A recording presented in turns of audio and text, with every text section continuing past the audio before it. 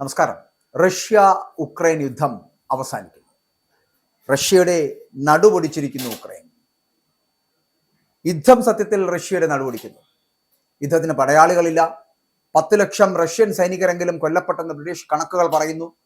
കൂലിപ്പട്ടാളത്തിൽ ചേരാൻ വിദേശികൾക്ക് ലക്ഷങ്ങൾ ശമ്പളവും ബോണസും പൗരത്വവും ഒക്കെ വാഗ്ദാനം ചെയ്യുന്ന തലത്തിലേക്ക് എത്തുന്നു ഒരു യുദ്ധം. പിടിച്ചു നിൽക്കാൻ പെടാപ്പാട് പെടുകയാണ് റഷ്യ. ഏകദേശം 4 വർഷമായി തുടരുന്ന യുദ്ധം അത് റഷ്യയുടെ നടുപൊടിക്കുന്നു എന്നുള്ള റിപ്പോർട്ടുകൾ വരുന്നു. ദീർഘകാലം ഉക്രൈൻ പിടിച്ചു നിൽക്കുമെന്ന് പ്രതീക്ഷിക്കാതിരുന്ന റഷ്യൻ പ്രസിഡന്റ് വ്ളാഡിമിർ പുടിൻ 7 ലക്ഷം സൈനികർ യുദ്ധത്തിൽ പങ്കെടുക്കുന്നുണ്ട് എന്നുള്ളതാണ് ഇപ്പോൾ അറിയിച്ചിരിക്കുന്നത്. എത്ര പേർ കൊല്ലപ്പെട്ടെന്നോ എത്ര പേർക്ക് പരുക്കേറ്റെന്നോ ചികിത്സയിലാണെന്നോ ഉള്ള വിവരങ്ങൾ ഒന്നും തന്നെ റഷ്യ പുറത്തുവിടുന്നില്ല. കുറഞ്ഞത് 10 ലക്ഷം പേരെങ്കിലും കൊല്ലപ്പെട്ടു എന്നുള്ളതാണ് ബ്രിട്ടീഷ് പ്രതിരോധ വകുപ്പിന്റെ കണക്കുകൾ സൂചിപ്പിക്കുന്നത്. റഷ്യയിലെ സ്വതന്ത്ര വെബ്സൈറ്റായുള്ള മീഡിയ സോണയും BBC-യും സന്നദ്ധ പ്രവർത്തകരുടെ സംഘവും ചേർന്ന് യുക്രൈനിൽ കൊല്ലപ്പെട്ട 1,60,000 സൈനികരുടെ പേരുകൾ സ്വീകരിച്ച് പുറത്തുവിട്ടിരുന്നു. ഇതിൽ 550 പേരുകൾ 2 ഡസനിലേറെ വിദേശ രാജ്യങ്ങളിൽ നിന്നുള്ളവരായിരുന്നു എന്നുള്ളതാണ്. അപ്പോൾ ഇന്ത്യ അടക്കം 40-ലേറെ രാജ്യങ്ങളിൽ നിന്നുള്ള 10,000-കണക്കിന് കൂലിപ്പടയാളികൾ റഷ്യയ്ക്ക് വേണ്ടി യുക്രൈനിൽ പോരാടുന്നുണ്ട്.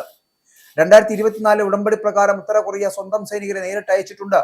അതും പോരാതെ വന്നതോടെയാണ് തട്ടിപ്പ് റിക്രൂട്ടിംഗ് നടത്തി ആ ഏജൻസികളെ അടക്കം ഉപയോഗിച്ചുകൊണ്ട് വിദേശ പൗരന്മാരെ റഷ്യൻ പട്ടാളം വിലക്കെടുക്കുന്നത്.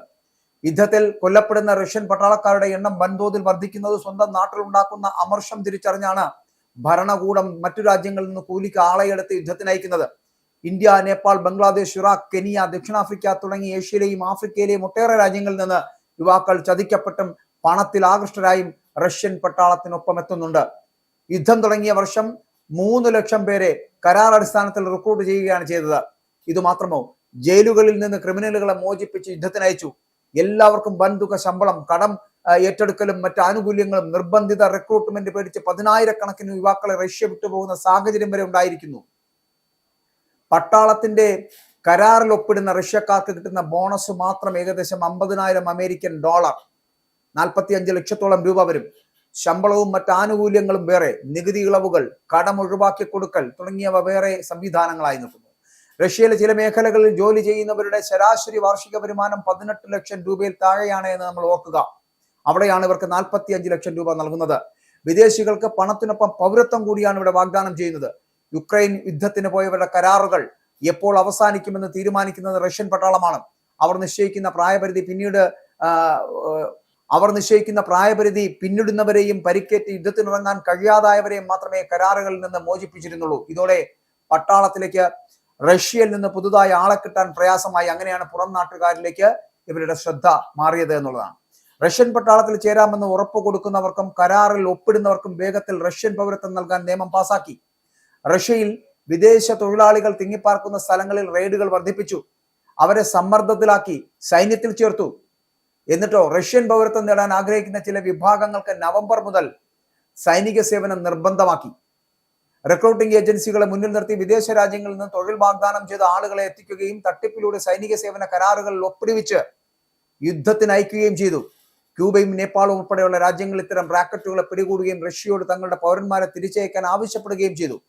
ഇന്ത്യയിൽ നിന്ന് തൊഴിൽ വാഗ്ദാനം ചെയ്ത് 35 പേരെ കടത്തിയ റാക്കറ്റിനെ കേന്ദ്ര ഏജൻസികൾ പിടികൂടി. ഇറാഖിൽ നിന്ന് പോയ 5,000 പേരെങ്കിലും 5,000-ലധികം പേരെങ്കിലും അവിടെ ഈ പറയുന്ന പോലെ തൊഴിൽ അന്വേഷകരായി എത്തി. ഇറാഖിൽ നിന്ന് പോയ 5,000 പേരെങ്കിലും റഷ്യൻ പട്ടാളത്തിനൊപ്പമുണ്ട് എന്നാണ് ഔദ്യോഗിക കണക്കുകൾ. യഥാർത്ഥ സംഖ്യ വളരെ അധികമാണ്. ഇതൊരു കണക്കിന് നമ്മൾ പറയുന്നു എന്ന് മാത്രം. ഉക്രൈനിൽ യുദ്ധത്തടവുകാരെ കൈകാര്യം ചെയ്യുന്ന ഏജൻസിയുടെ കണക്കനുസരിച്ച് റഷ്യൻ സൈന്യത്തിന് വേണ്ടി പോരാടിയിരുന്ന 18,000-ലധികം വിദേശികൾ ഉക്രൈന്റെ പിടിയിലാണ് ഇപ്പോഴും.